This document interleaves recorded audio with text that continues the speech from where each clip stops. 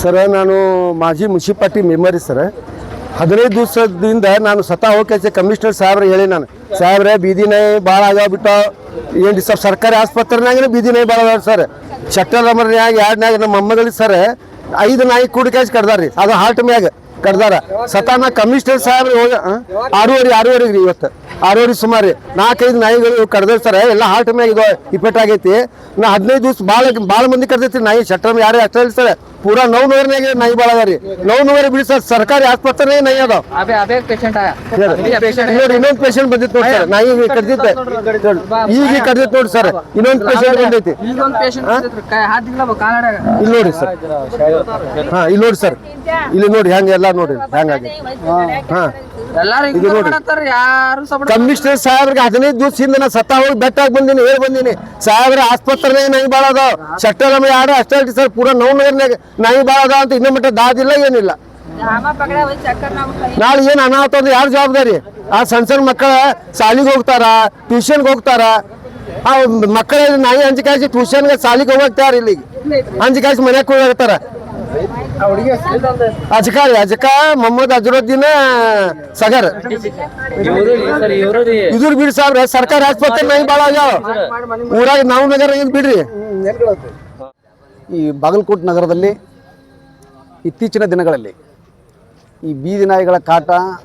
ಬೀದಿ ನಾಯಿಗಳ ಕಡಿತಕ್ಕೊಳಗಾಗುವಂಥ ಘಟನೆಗಳು ದಿನದಿಂದ ದಿನಕ್ಕೆ ಹೆಚ್ಚಾಗ್ತಾ ಇದೆ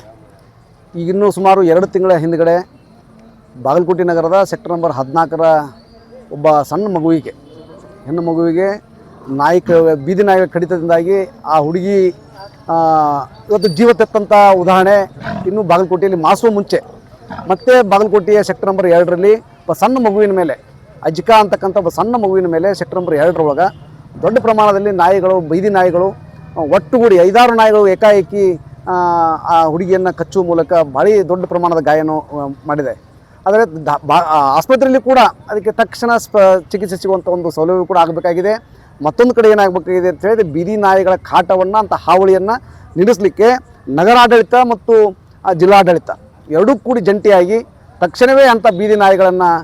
ತಾವು ರಕ್ಷಣೆ ಮಾಡುವ ಮೂಲಕ ಬೇರೆ ಕಡೆ ಅವನ್ನ ಡಾಗ್ ಪ್ರೊಟೆಕ್ಷನ್ ಏರಿಯಾಕ್ಕೆ ಅವನ್ನ ಶಿಫ್ಟ್ ಮಾಡಬೇಕು ಅಂಥೇಳಿ ನಾನು ಈ ಮೂಲಕ ಒತ್ತಾಯ ಮಾಡ್ತೇನೆ. ಅದರೊಂದಿಗೆ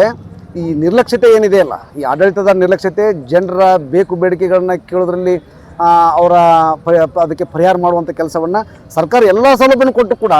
ಆ ಜಿಲ್ಲಾಡಳಿತ ಆಗಲಿ ಅಥವಾ ನಗರದ ಆಡಳಿತ ಆಗಲಿ ಅದನ್ನು ಮಾಡಲಿಕ್ಕೆ ಹಿಂಜರಿತಕ್ಕಂಥದ್ದು ಬಹಳ ನೋವಿನ ಸಂಗತಿ. ಹಾಗಾಗಿ ಒಂದು ವೇಳೆ ಏನಾದರೂ ತಮಗೆ ಆ ಸೌಲಭ್ಯಕ್ಕೆ ಕೊರತೆ ಏನಾದರೂ ಆದರೆ ಅದು ಜಿಲ್ಲಾ ಉಸ್ತುವಾರಿ ಸಚಿವರು ಗಮನಕ್ಕೆ ತಂದರೆ ಅಥವಾ ಸರ್ಕಾರದ ಗಮನಕ್ಕೆ ತಂದರೆ ಅದನ್ನು ಸರ್ಕಾರ ಎಲ್ಲ ಸೌಲಭ್ಯಗಳನ್ನು ಕೂಡ ಪೂರೈಸಲಿಕ್ಕೆ ಸಾಧ್ಯ ಇದೆ. ಅದು ಬಡವರ ಮಕ್ಕಳು ಇವತ್ತು ಬೀದಿ ಹಣ ಆಗುವಂಥ ಪರಿಸ್ಥಿತಿ ನಿರ್ಮಾಣ ಆಗಿದೆ. ಬಡವ್ರ ಮಕ್ಕಳು ಇವತ್ತು ಅಂದರೆ ಬಡವ್ರ ಮಕ್ಕಳಿಗೆ ಬೆಲೆ ಇಲ್ಲವೇ ಅಂತಕ್ಕಂಥ ಪ್ರಶ್ನೆ ನಮ್ಮನ್ನು ಕಾಡ್ತಾ ಇದೆ. ಹಾಗಾಗಿ ನಾನು ಈ ತಕ್ಷಣವೇ ಈ ನಗರದ ನಮ್ಮ ನಗರಸಭೆ ಆಯುಕ್ತರನ್ನು ಮತ್ತು ಮಾನ್ಯ ಜಿಲ್ಲಾಧಿಕಾರಿಗಳನ್ನು ನಾನು ಒತ್ತಾಯ ಮಾಡ್ತೇನೆ. ಅಂಥ ಬೀದಿ ನಾಯಿಗಳನ್ನು ತಕ್ಷಣವೇ ತಾವು ರೆಸ್ಕ್ಯೂ ಮಾಡಬೇಕು, ಅದನ್ನು ಡಾಗ್ ಪ್ರೊಟೆಕ್ಷನ್ ಏರಿಯಾಕ್ಕೆ ಅದನ್ನು ಶಿಫ್ಟ್ ಮಾಡಬೇಕು. ಆಮೇಲೆ ಈ ರೀತಿಯಾದಂಥ ಘಟನೆಗಳನ್ನು ಮರುಕಳಿಸದೇ ಇರೋಂಥ